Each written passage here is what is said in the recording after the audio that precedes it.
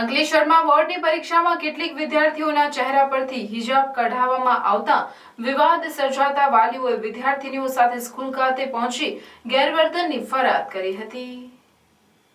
શાળાએ બોર્ડની પરીક્ષા દરમિયાન વિદ્યાર્થીનીઓના ચહેરા દેખાતા ન હોવાથી સુપરવાઇઝર દ્વારા નકાબ હટાવવાની સૂચના બાદ સર્જાયેલ વિવાદના પગલે વાલીઓ વિદ્યાર્થીનીઓ સાથે સ્કૂલ ખાતે દોડી આવ્યા હતા। આ વાલીઓ જણાવી રહ્યા હતા કે આ સ્કૂલના આ પગલાથી બાળકીઓ બરાબર પરીક્ષા આપી શકી નથી, જેના પગલે ભારે ઉહાપોહ મચ્યો હતો। વાલી જણાવી રહ્યા હતા કે બાળકીઓ જાણે ગુનેગાર હોય તેવું વર્તન કરાયું હતું। મુસ્લિમ છોકરીઓના ઓઢના જે દુપટ્ટા કહેવાય, માથા પર પહેરેલા હોય, હિજાબ કહેવાય, ફેસ એમના ખુલ્લા હતા, નકાબ નહોતો કરેલો, ઓનલી હિજાબ કરેલા હતા। એ એક્ઝામના બિલકુલ 2-4 મિનિટ પહેલાં ક્લાસરૂમમાં આવીને કઢાવવામાં આવ્યા, જેનાથી છોકરાઓ બહુ ડિસ્ટર્બ થયા, પેપર બગાડ્યું। અડધો કલાક પછી 2-4 છોકરીઓએ તો પેપર લખવાનું ચાલુ કર્યું ડિમોરલાઇઝ થઈને।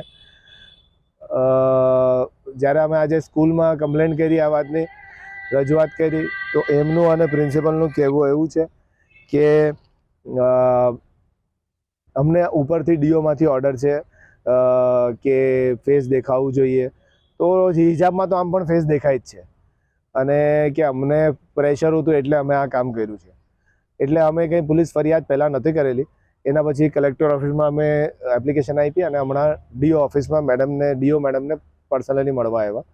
હવે અહીં મળીને પહેલાં તો મેડમે અમને સ્પષ્ટ કર્યું કે આવા કોઈ ઓર્ડર્સ આ લોકો તરફથી, ડીઓ ઓફિસ તરફથી આપવામાં આવ્યા નથી, એવો કોઈ પરિપત્ર પણ નથી। સ્કૂલ પાસે પણ એવું કોઈ લેટર નહોતો જેના ઉપર આવી બધી ટર્મ્સ કન્ડિશન્સ લખી હોય। નોર્મલી હોય કે ભાઈ ચેકિંગ કરવાની હોય, કાપલાની ચેકિંગ કરવાની હોય, ચોરી ના થવી જોઈએ, XYZ, પણ ઓઢણાથી, માથાના ઓઢણાથી કોઈ લેવું દેવું છે નહીં મેડમ।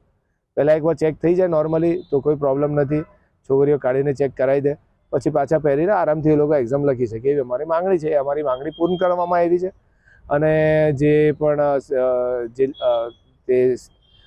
આપણે જે સેન્ટરના સંચાલક હતા એમને ચેન્જ કરવામાં આવ્યા છે। હમણાં જ ઓર્ડર પાસ કર્યું છે ડીઓ મેડમે, બીજા સંચાલક આપવામાં આવ્યા છે એ સેન્ટરને, અને કાયદેસરની કાર્યવાહી જે સંચાલકે ગઈકાલે એક્ઝામ ડિસ્ટર્બ કરી એમના અગેન્સ્ટ કરવાની અમને ખાતરી આપી છે।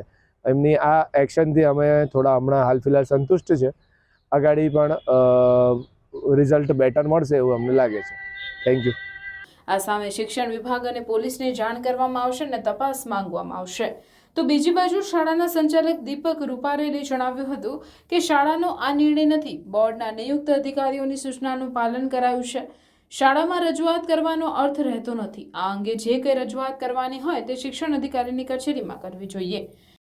ચેકિંગ અમારે ચાલતું હતું અને એક દીકરી હાથ પર આટલું કંઈક સૂત્ર ગણિતનું પેપર હતું, એ સૂત્ર લખી લાવી હતી। હિજાબ જોવા મળશે, હિજાબ ગલતી મેડમ હાથમાં હતું ને મેડમ, એટલે હિજાબ ગલતી મેડમ મને સાંભળી લો, એક સેકન્ડ। એટલે એને અમે તપાસતા હતા, એટલે અહીંયા એનું લખેલું હતું, એટલે ચેકિંગ ચાલુ જ હતું અમારું બધાનું। એટલે એને સૂચના આપી છોકરીઓ કે બેટા તમારા જે આ શું કહેવાય, મને આઈડિયા નથી, સ્કાર્ફ, એ તમે આજે અહીંયા ઉતારીને મૂકી દો, જેથી તમે શાંતિથી પરીક્ષા આપે, તમને વારંવાર સૂચના આપવામાં ન આવે અને બીજા દીકરાઓ કે દીકરીઓ પર ડિસ્ટર્બ ન થાય। તમને સૂચના અમે એવી આપીએ કે બેટા તમારો ફેસ નથી દેખાતો, તમે થોડું ઉપર કરો, એટલે બીજા છોકરાઓ પર ડિસ્ટર્બ થાય, એ ડિસ્ટર્બ ન થાય એટલા માટે આજે તમે અહીંયા ઉતારી દો। ઓકે મેડમ, એટલે એ લોકોએ ઉતારી દીધું। આ દીકરી ચેકિંગમાં લગભગ નથી આવી એટલે એ ક્લાસમાં પહોંચી ગઈ। ક્લાસમાં જઈને તમે કદાચ જોયું હશે, હું 1 સેકન્ડ કે 2 સેકન્ડ સુધી ત્યાં જાઉં છું અને એનો સૂચના અમે આપીએ છીએ એટલે એ આપી દે છે। આ જ છે છોકરીઓને અમે, અને આ 10 વાગ્યા પહેલાંનો બનાવ છે, 10 વાગ્યા પછી એને ક્યાંય ડિસ્ટર્બ નથી કર્યો। આ વિવાદિત મુદ્દે ભરૂચ જિલ્લા શિક્ષણ અધિકારી સ્વાતિબા રાહુલજીએ જણાવ્યું હતું કે આ અંગે હજુ કોઈ વાલીની ફરિયાદ આવી નથી। હકીકત મેં જ્યારે આચાર્યને સાથે ટેલિફોનિક સંપર્ક કર્યો ત્યારે મને એવું જાણવા મળ્યું કે વિદ્યાર્થીનીઓના હિજાબ નહોતા ઉતરાવ્યા, તેમના માત્ર નકાબ કઢાવ્યા હતા। અમારી માધ્યમિક શિક્ષણ બોર્ડની એવી ગાઈડલાઈન છે કે પરીક્ષા દરમિયાન સતત આખી પરીક્ષાની પ્રોસિજરનું CCTV રેકોર્ડિંગ થતું હોય છે, અને વર્ગની અંદર પરીક્ષાર્થીઓ પરીક્ષા આપતા હોય ત્યારે CCTVનું વિઝન એકદમ ક્લિયર હોવું જોઈએ, વિદ્યાર્થીઓના ચહેરા સ્પષ્ટ દેખાય તે રીતે હોવા જોઈએ. એટલે આચાર્યએ હિજાબ તો નહીં પરંતુ નકાબ કાઢ્યા હતા, જેથી વિદ્યાર્થીનીઓના ચહેરા સીસીટીવીમાં સ્પષ્ટ જોઈ શકાય.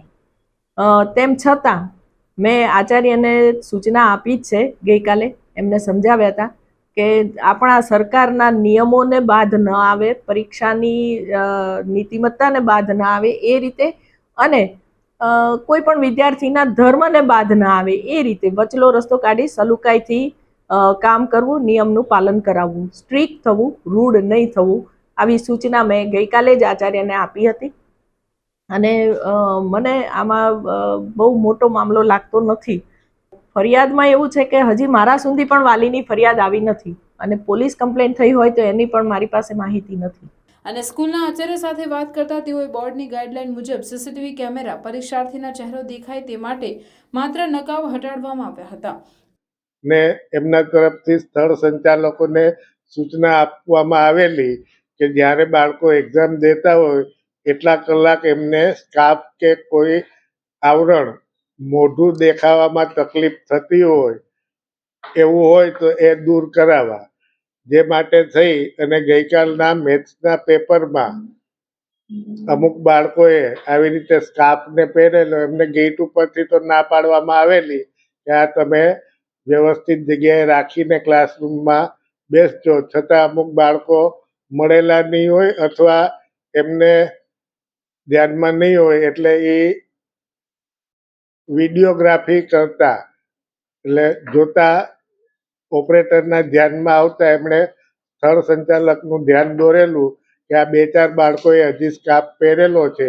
એટલે જે 2-4 બાળકોએ સ્કાર્ફ પહેરેલો એમનો સ્થળ સંચાલકે જઈ અને સ્કાર્ફ પોતાની ઓફિસમાં રાખેલા, અને જ્યારે સ્કૂલ છૂટી ત્યારે એમને તે પરત કરેલો. આ બાબત એમના વાલીએ લેખિતમાં જાણ કરતા અમે એમને આજે મળેલા, એમની વાત સાંભળેલી, પણ એમાં સ્કૂલ કે ટ્રસ્ટ કંઈ કરી શકે ના, કારણ કે આ સરકારશ્રી દ્વારા નિયુક્ત કરેલા અધિકારીઓની સૂચના મુજબ અમારે ચલાવવાનું હોય છે. એટલે અમે એમને કંઈ બી રજૂઆત હોય તો ડીઓ ઓફિસ જવા માટે યોગ્ય માર્ગદર્શન આપેલ છે.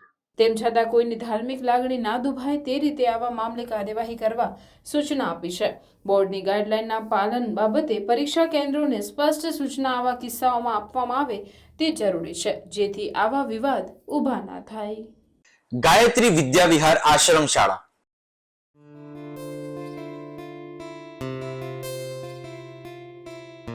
અપગ્રેડેડ માધ્યમિક તથા ઉચ્ચતર માધ્યમિક આશ્રમ શાળા ધોરણ 1 થી 10 તથા 11-12 આર્ટ્સ.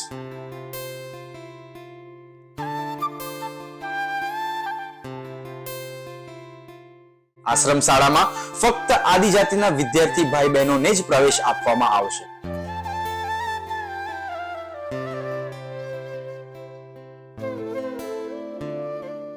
આશ્રમ શાળામાં રહેવા, જમવા તથા નાસ્તાની ઉત્તમ સુવિધા સાથે આધુનિક ટેકનોલોજી આધારિત ધોરણ 1 થી 12 માં અભ્યાસ કરવામાં આવે છે.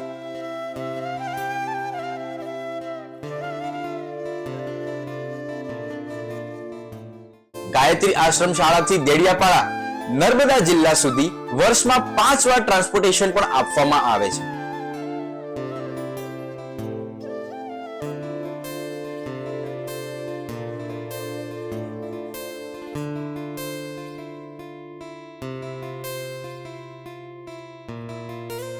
વિદ્યાર્થીઓ જીવનના દરેક ક્ષેત્રમાં સફળતા પ્રાપ્ત કરે તે હેતુથી આશ્રમ શાળા આપ સૌના બાળકો માટે જ્ઞાન ગંગોત્રી બની બાળકના વ્યક્તિત્વ વિકાસનો આધાર સ્તંભ નિશંક બની રહેશે. ગાયત્રી વિદ્યા વિહાર આશ્રમ શાળા, તવરા, ભરૂચ.